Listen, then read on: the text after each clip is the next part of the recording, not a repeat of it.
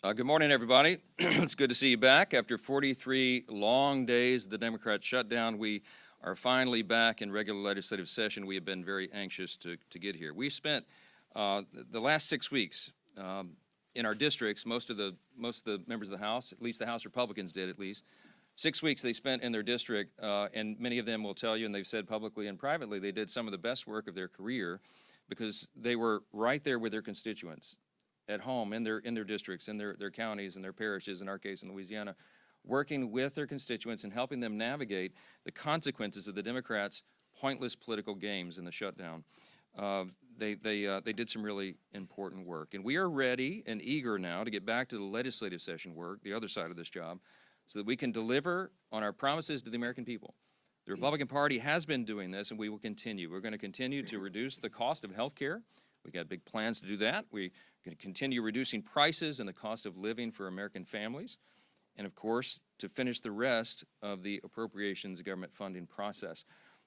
We've been needing to do that, and we are already working around the clock to accomplish those objectives. But with so many pressing issues on our plate, just very frustratingly to us, the Democrats are delaying that work even further with a political show vote. They're forcing a political show vote on the Epstein files. So we're just going to address that right at the top here this morning because they've spent so much time, the Democrats have, spinning the facts and trying to confuse the people that I wanted to come in this morning and just clearly explain for the people back home how we got here and why this vote is happening right now. First, a quick review of the relevant history here. For 4 long years under the previous administration, under the Biden-Harris administration, Democrats insisted there was no border crisis. Remember, they told you that that wasn't a problem at all. They dismissed inflation as transitory. That's what they told us. They told the American people not to believe what we could all see with our own eyes, that there was an obvious mental and physical decline on the part of President Biden individually. And now, seemingly overnight, these same cast of characters, they've taken a sudden and urgent interest in the Epstein investigation. Suddenly, it's all in the name of transparency. That's what they're trying to tell us. But the truth is, the biggest proponents of this discharge petition were never actually interested in transparency or ensuring justice or protecting victims of this unspeakable tragedy, the Epstein evils. And how do we know that? Because the Democrats had every one of the Epstein files in their possession for the 4 long years of the Biden administration. The Biden Department of Justice had the files the entire time. And not a single one of the people who are so loud and animated right now, they never said anything about it for all those 4 years. None of them held press conferences. None of them demanded the release of the documents. And under Biden's DOJ, when they prosecuted just Epstein and Ghislaine Maxwell, not a single one of these Democrats or any of the proponents of the discharge ever made any noise about that at all. So it's fair for the American people to ask the question, why now? Why suddenly are they so interested? They have such an urgent interest in the Jeffrey Epstein matter. The truth is simple and straightforward and obvious for anyone who is willing to look at it objectively.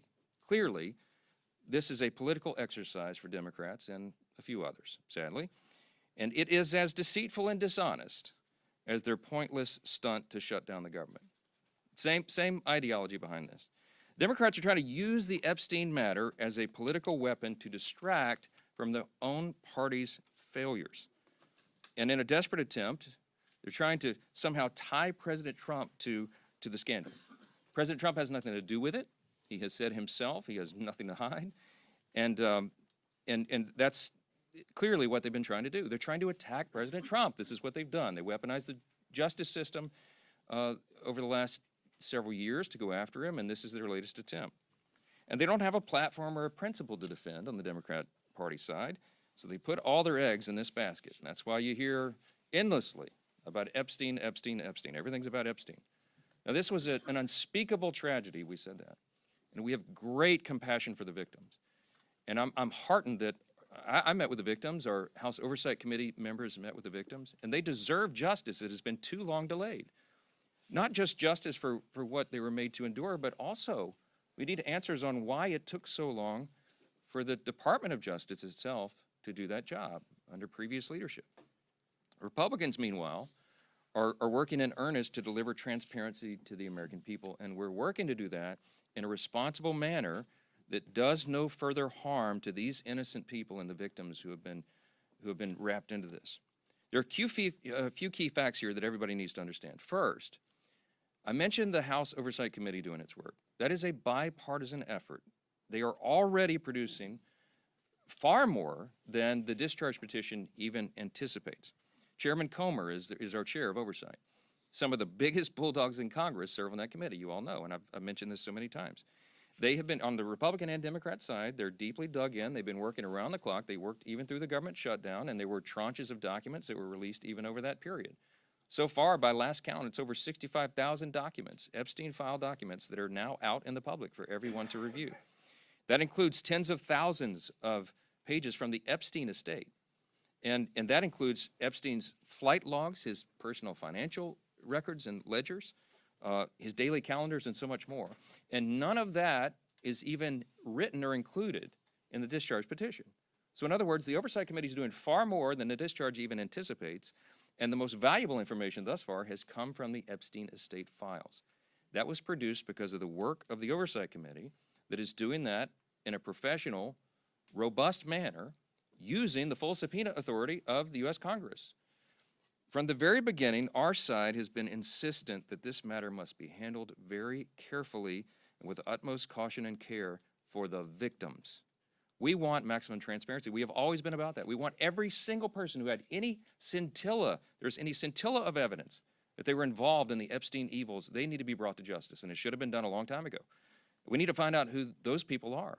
But in the meantime, you have to remember there are real people's, innocent people's lives at stake here, and young victims who don't want to be dragged into this political game because it could hurt further what they've already endured. They would be made to suffer more harm if Congress is not careful in what we're doing.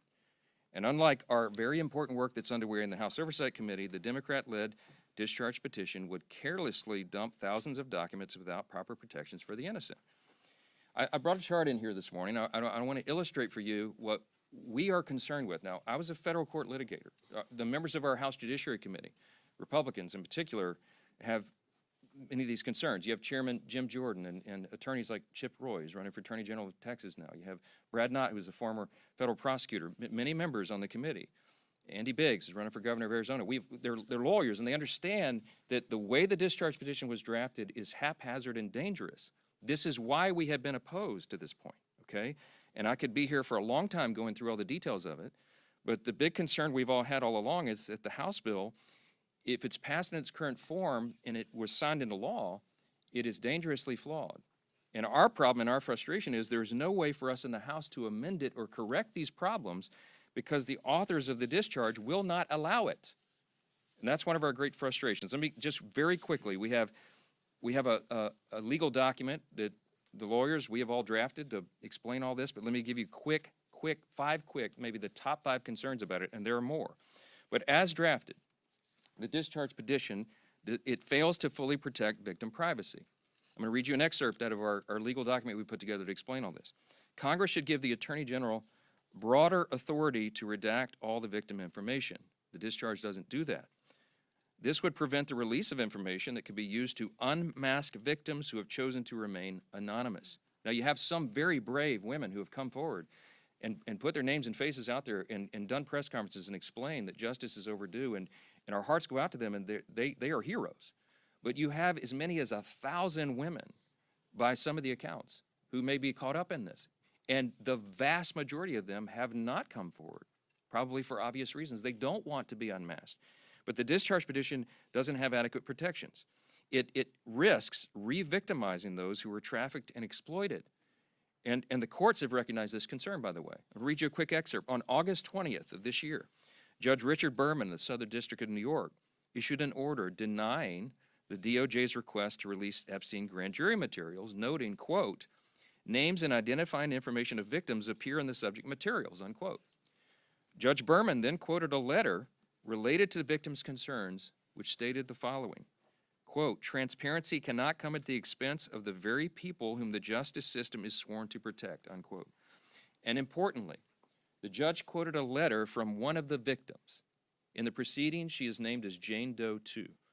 She said this is one of the victims, quote, I beg the court to make sure it is of the utmost priority that in any sort of release, all and every detail that could possibly reveal our identities be redacted. The victims of Epstein's evils deserve that protection, and the discharge does not currently provide. Okay? Number two, the discharge petition could create new victims, okay? Because it requires the DOJ to release information even in cases where the DOJ or the FBI has already reviewed it and determined it is not credible, it is false information. Doing this and requiring this to come out could ruin the reputations of completely innocent people, such as those who have may just have known Epstein but knew nothing of his crimes, or whose names he exploited. Think of this, innocent people whose names he exploited and used to try to get close to his intended victims. Their names may be in these files, and they had nothing to do with this. And so by just haphazardly releasing it, you're going to destroy their reputations. Releasing information containing the names of innocent people would subject those innocent people to a guilt by association. It would create an entirely new group of victims who have no means to clear their names. That's a concern of Congress, and it should be. It should be. Number three, the discharge in its current form fails to prohibit the release of child sexual abuse materials. That is a term of art. It's called CSAM, okay? It's defined in the U.S. Code. The discharge is so haphazardly written because, remember, it's just a political exercise for these guys. They don't seem to care about this, but they cited the wrong section of the U.S. Code. So when they say that we don't want child pornography to come out, child sexual abuse materials, of course, we don't want that released.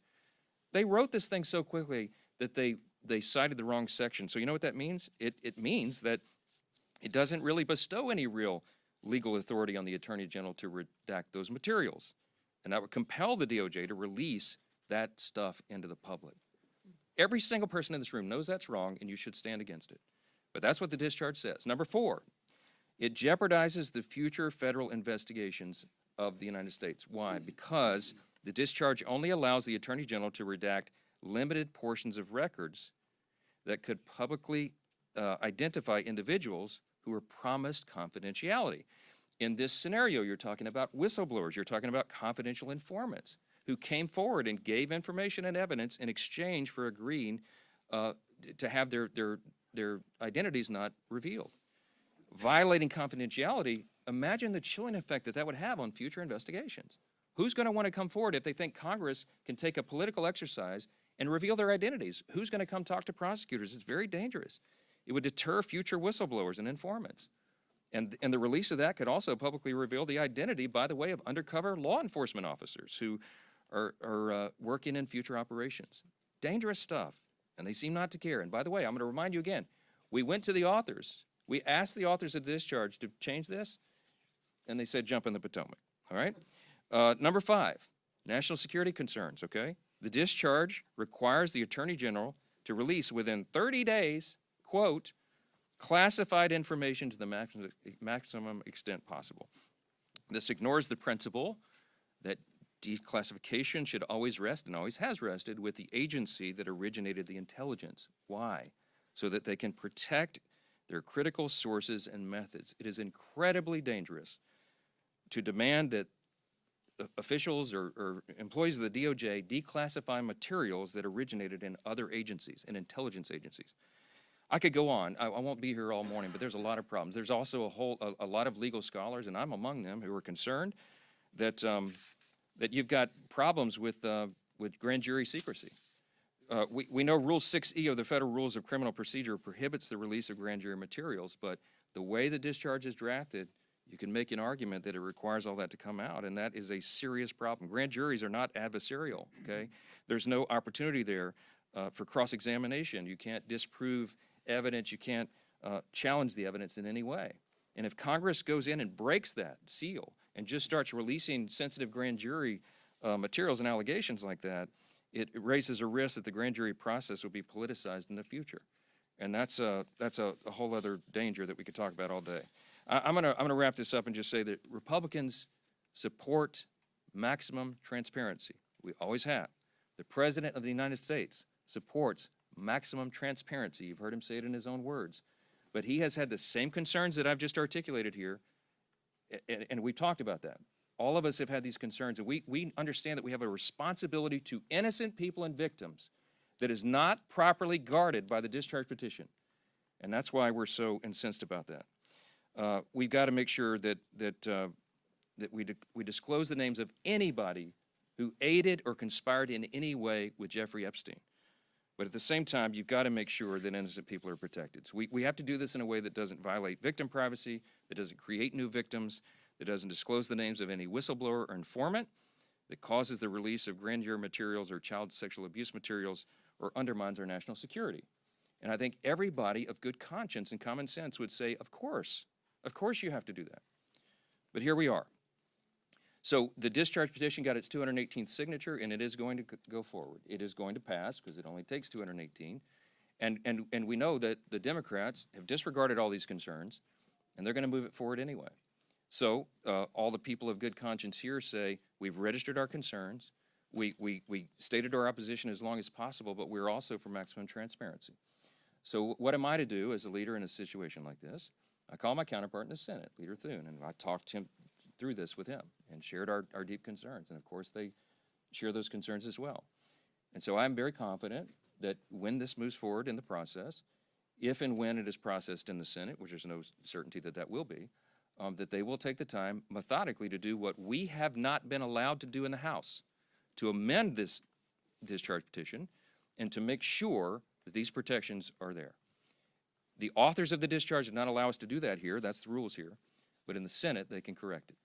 So under that circumstance, because of that, we know there's serious deficiencies. We know that the work of our colleagues in the Senate can address that and will. They're very conscientious and concerned, as we are, about all this. As we've insisted from the very beginning, Republicans are the only party trying to make a material difference in ensuring maximum transparency. Oh, by the way, I'll just tell you, I put the bill on the floor for unanimous consent last Wednesday night. And guess who objected to it? The Democrats, okay? If this is so urgent and they were so concerned about getting this done and seeing justice be done and all that, they would not have blocked the request, okay? This is about politics.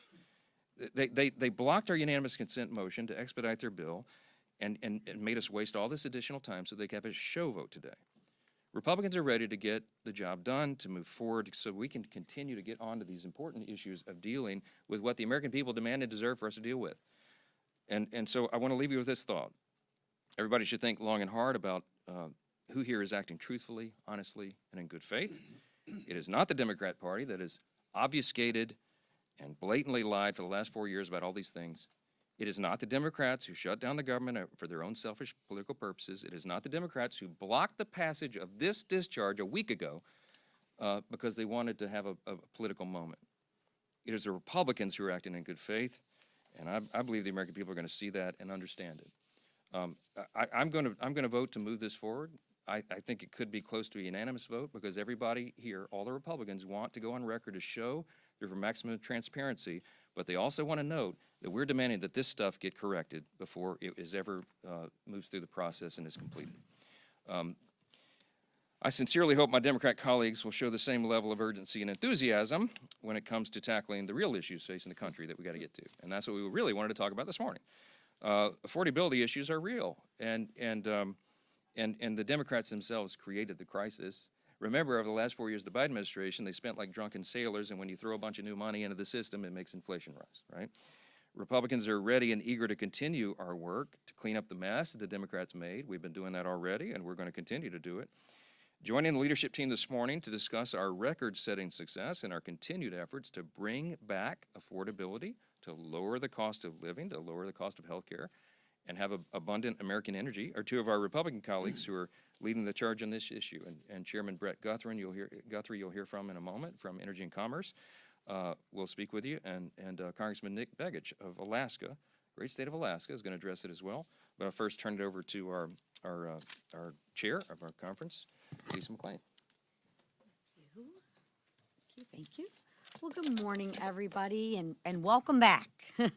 So let me start with this. House Republicans will not allow Democrats to distract us. And we will not allow any more obstructions to stop us from doing the work of the American people. Because the American people sent us here to do a job, and that's what we intend to do. The Democrats shut down never stopped us. The countless witch hunts against President Trump never stopped us either. And the latest discharge petition is just another Democrat distraction. And I can assure you that won't stop us either, because the American people actually expect us to do our jobs and not to distract and obstruct. For more than 40 days, Democrats inflicted needless pain on hardworking Americans. And I ask you this, for what? For what did all of these Americans suffer pain? They did it to use the American people's pain as political leverage. And let that sink in for a second. And don't take my word for it, take Catherine Clark's word for that. They used the leverage for $1.5 trillion of a wish list for that Americans' families just simply can't afford. But Democrats, they didn't get a single one of their demands because House Republicans actually stayed united. And now we're taking that momentum into the fight that matters most to the American people. This week, House Republicans will pass consequential bills to make energy costs more affordable. Bills that will lower energy costs for hardworking families, bills that will build on the work that we've achieved to unleash American energy that we passed in the Working Families Tax Cuts. Bills that increase energy production, which you'll hear from Representative Begich and Chairman Guthrie, that cut red tape and drive down prices for every single American. And contrast that to what will the Democrats do? They will almost certainly vote no. But ask yourself why. Why? It's because their radical left won't let them vote yes. So again, Republicans want to bring down energy costs. That's why we will vote yes on the bill. Democrats have a lot of talking points, but their actions will say no. We don't want to bring down energy costs for Americans, and they will vote no, right? So at some point, y'all need to ask the Democrats, when will your actions match your words? Because they don't. The contrast is crystal clear. Republicans will always fight to make energy more affordable for the American people. Now, the Democrats, they'll talk about it, but when the rubber meets the road and they have to vote, watch how they vote. They will absolutely vote no. So while Democrats prioritize the wishes of their radical base, we will keep moving forward with our agenda that actually lowers costs for the American people, forward with solutions that makes America affordable again, and we will move forward with the momentum the American people entrusted us with. Because House Republicans aren't here to play politics, or we aren't here to obstruct or distract. We're here to deliver affordability and low cost.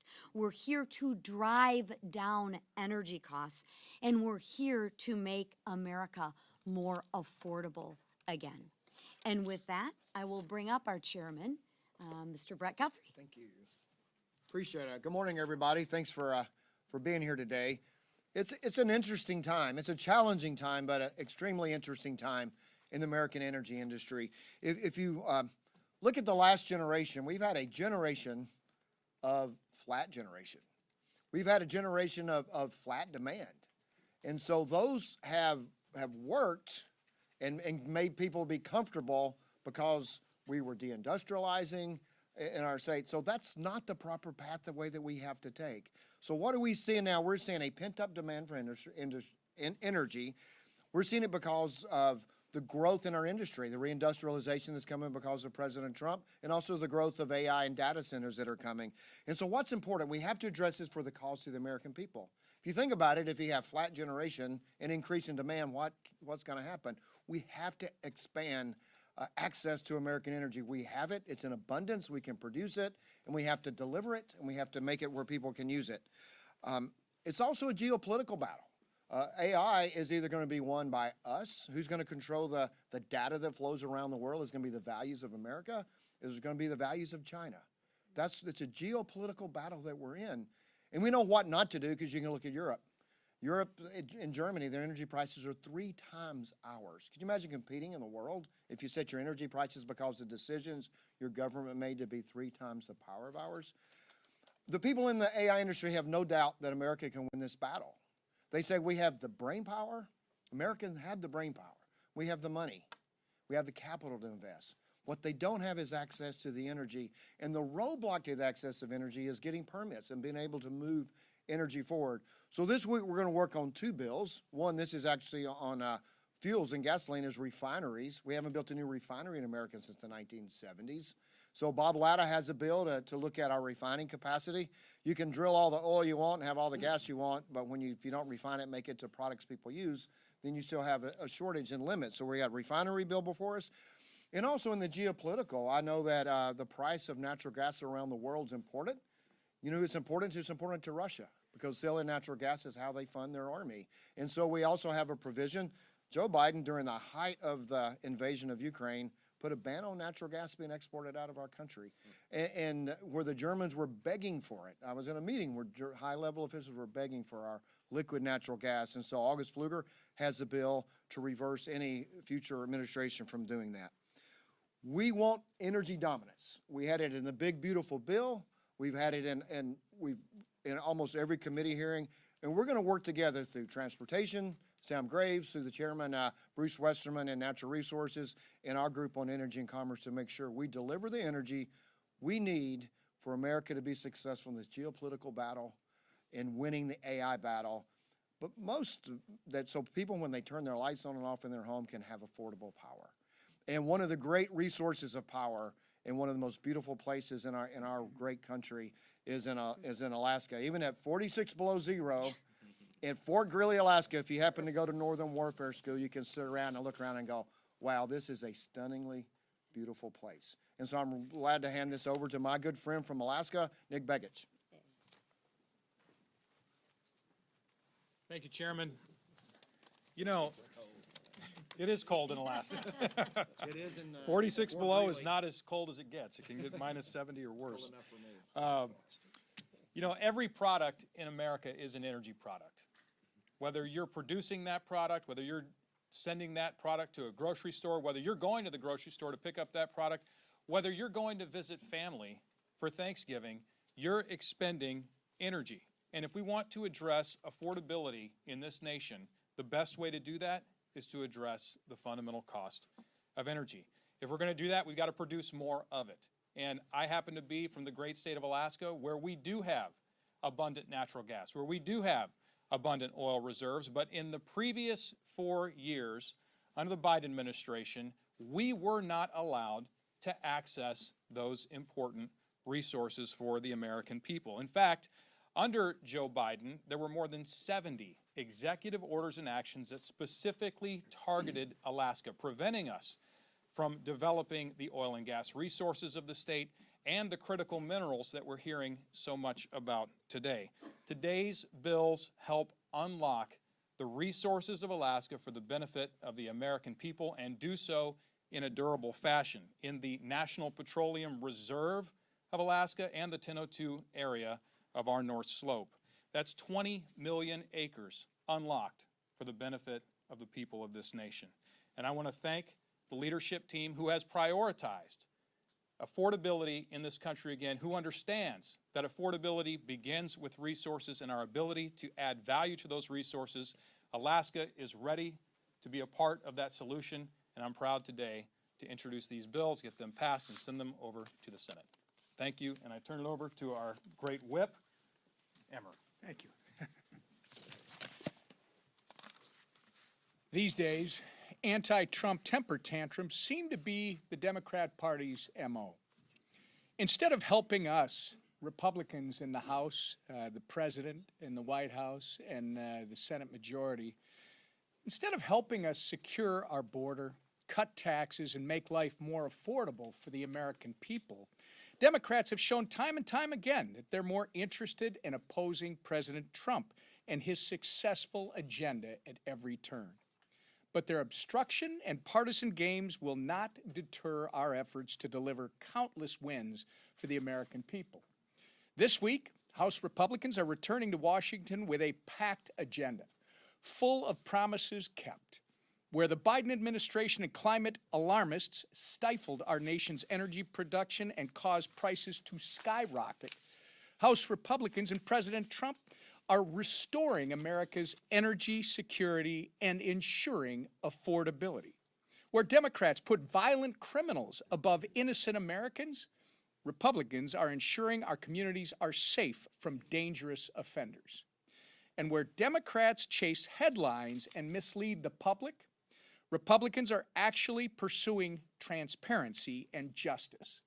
The contrast could not be more clear. Republicans govern, Democrats obstruct.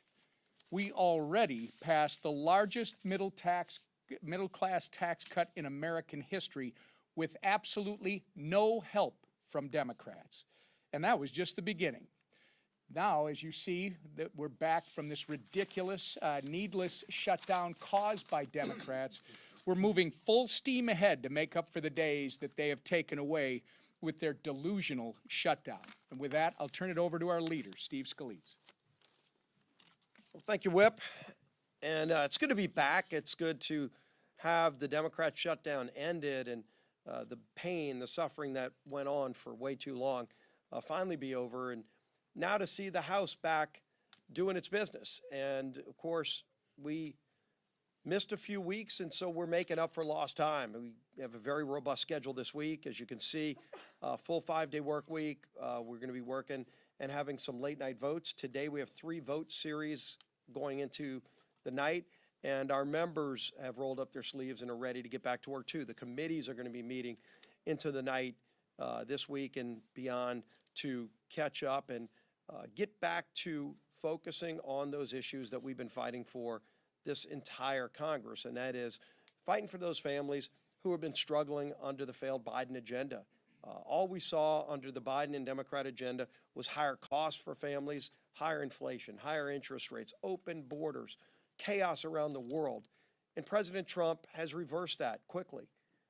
As you look at all of the things that this president has done, working with this Congress, we have been focused on fixing the problems that Biden created and then really setting a new course, getting this country back on track, lowering costs for families.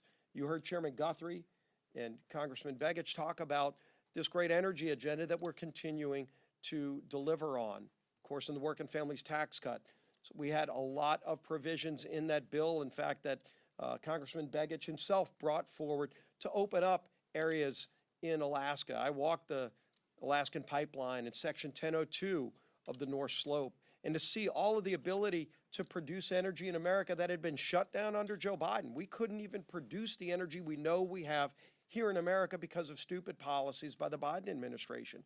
And we've been reversing that. Many of those provisions that Congressman Begich campaigned on, he already delivered on in the working families tax cut, but there's more to do. And so we're bringing some of those bills to the floor this week. You're going to see the Department of Interior probably this week, hopefully in the next 2 weeks, roll out their 5-year leasing plan for the Gulf of America. Again, something that President Biden shut down that drove investment to foreign countries. We saw billions of dollars of energy investment moving to foreign countries because Biden shut down America. Well, America's open up for business again. And that means more jobs here in America, but really importantly for families, lower energy costs. And energy costs affect everything that we do. When you go to the grocery store, lower energy costs mean lower food costs for families.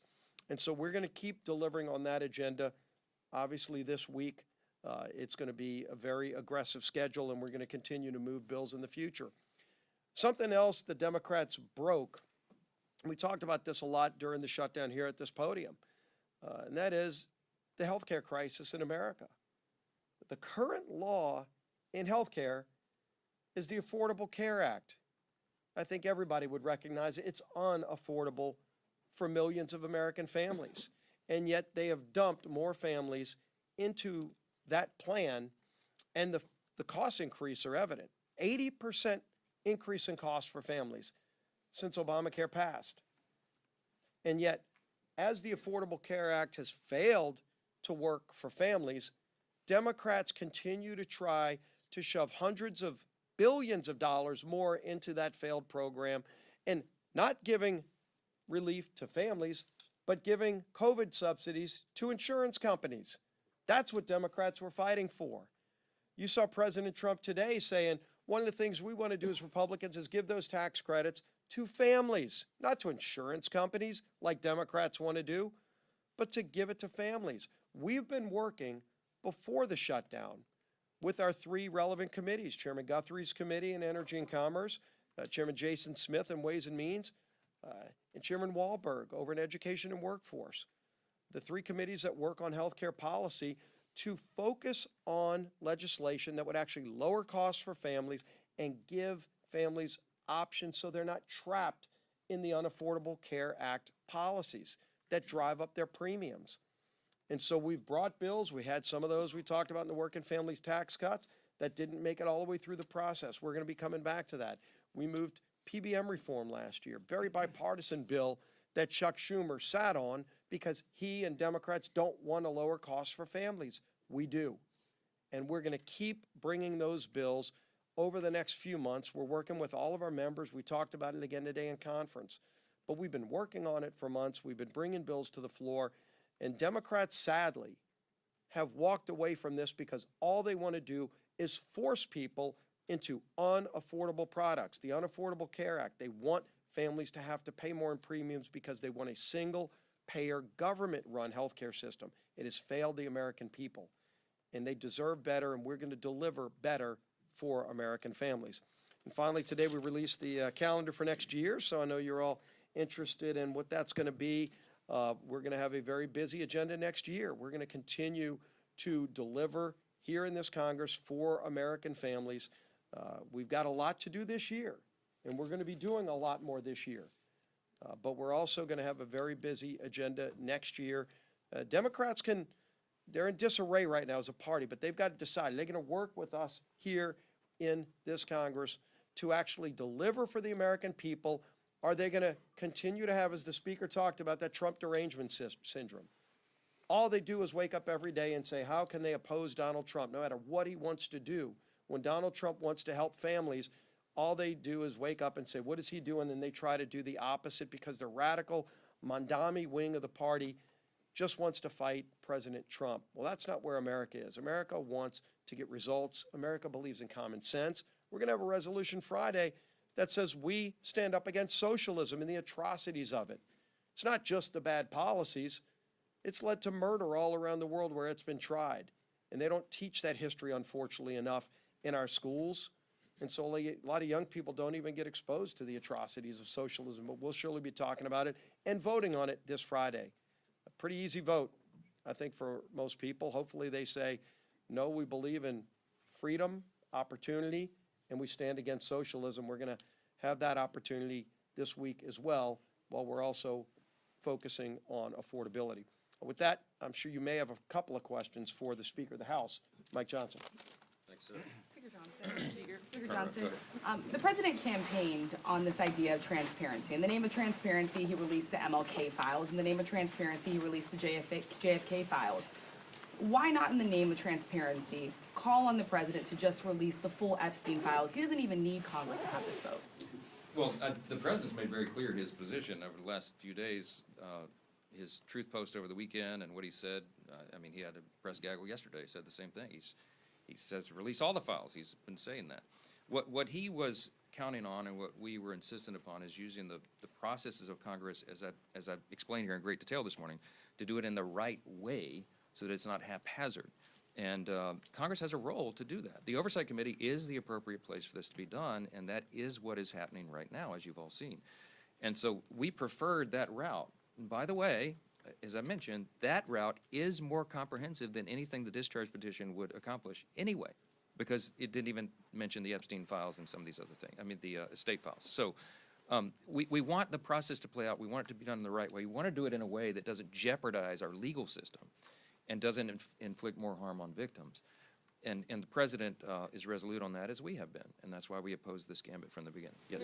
Do you acknowledge that by voting for this discharge petition today, that is a reversal for you? That you could have put this on the floor months ago, and may have not have even needed to have a discharge petition if you had supported it months ago? It's not a reversal, as I just explained. We had big problems with the discharge from the moment it was filed. We talked with the authors. There was lots of people that went and pleaded with them to fix it so that everybody could be together, because we've been for maximum transparency. But again, there's a reason you have rules and processes here to ensure that this is not done haphazardly. And I was not satisfied with that. But I've been for maximum transparency from the very beginning. We wanted the process to play out. So, yes. I understand where you're coming from with your concerns with the discharge petition. I also understand your want for transparency in this case. You've been very clear on both those fronts for weeks.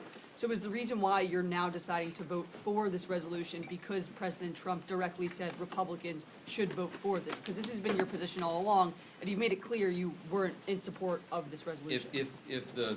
If and when the discharge reached the 218th signature, it'll be forced. And the forcing mechanism here prevents the very deliberate, professional, careful manner in which Congress is supposed to do this. I lament that. That's why I'd been opposed to it all along. But having now forced the vote, none of us want to go on record and in any way be accused of not being for maximum transparency. So the only intellectually consistent position to have right now, the only way to ensure that both those things are true at the same time, is to allow for everyone to vote their conscience and to go on record to say, of course we're for maximum transparency. Now, I'll tell you, there's a handful of Republicans, Judiciary Committee members, and a few others who are really struggling, as I have been, about whether or not they could even vote yes today because of this, because we don't have an absolute guarantee that this will be fixed in the Senate. I have a high degree of confidence in that, and that's why. That's why I'll be voting yes today. And I've talked about that in great detail. We had an hour and a half long conference call on Sunday with Judiciary Committee members who are really, really concerned. I mean, they're all for maximum transparency, but they're really, really concerned about protecting the victims, and I am as well, and that's why we have gone through this whole long process. Last one, Olivia. On that, James Blair today at a Bloomberg event said that they're looking at ways to send millions of Americans checks from tariff dividend revenue, but without Congress being involved. Do you have concerns about them not running that sort of process through Congress? Well, I'm not sure that's possible, and James Blair and I will have some intense fellowship about that, I'm sure. He's a good friend. We collaborate on strategy all the time, but this is an idea, I think, that makes sense. The president was talking about it as recently as yesterday. I think what I heard him say, and I haven't talked to him about it because he and I have both been so busy the last 24 hours, I'll see him in a little while. But I think what I heard him say yesterday is he's thinking about something maybe midway into next year when the tariff revenue is realized and we can figure out what that looks like. But I think it would require an act of Congress, so we'll have to see how. I'm not sure what's being proposed. So it's sort of a hypothetical. On your doubts about getting specifically into the substance here, reading through the bill though, I guess I'm confused because the bill specifically says that the Attorney General may withhold or redact portions related to child sexual abuse materials as defined in the law, anything jeopardizing federal investigations. It specifically says they can withhold anything containing personal identifiable information of victims' personal medical files. We know the survivors are comfortable with that.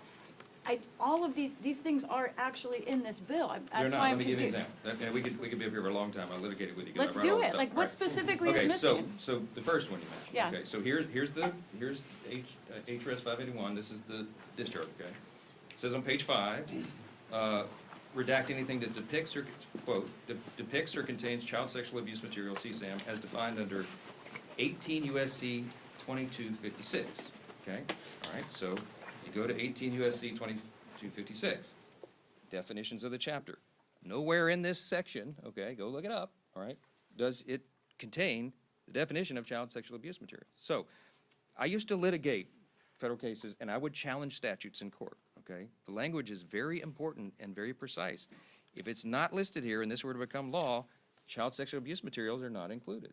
They're not included for redaction, which means the Attorney General and someone there, if they interpret the discharge in the statute that it passes directly and literally, as they're supposed to do, they're required to do under the law, then you're going to have things that would that would qualify under child sexual abuse materials. You have child pornography included in the distribution of this stuff. We can't go for that. And It's why up did, to the why did? Attorney General. No, Like, it's not what up do to the, you- no, it's not up to the Attorney General because the way it's listed Under the in the bill. document. No, it's not. It's not because it doesn't reference the right code section. So we could go through every one of these things. We have had a small army of lawyers going through it because I want to make sure that all of my concerns, because I read it the first time initially and I thought, whoa, this is way out of bounds. We have a in fact, we'll put on the speaker.gov. I'll put it on the website here when we leave. You'll see the summary of the legal analysis, and it goes through point by point, and it points to the specific sections in the discharge. Guys, we're not making this up, and you can take it to your counsel at your outlet's offices and have them review it, and they'll tell you the same thing. This should have been done in a much more careful manner, and it was not. And I'm going to point out again, when the authors were asked to fix it, they said they weren't interested in doing that. Okay, why? Because this is a raw and obvious political exercise. Again, I'm just going to leave you with this question. You should go ask them all. If you were so concerned about the Epstein files and protecting the victims, why didn't you do a darn thing about it for the 4 years of the Biden administration? All this stuff was sitting in a warehouse, and nobody said a word about it. They didn't care. Now they're doing it. We all know why, because they're trying to attack President Trump. That's it. ACA question. Thank you. Thank you.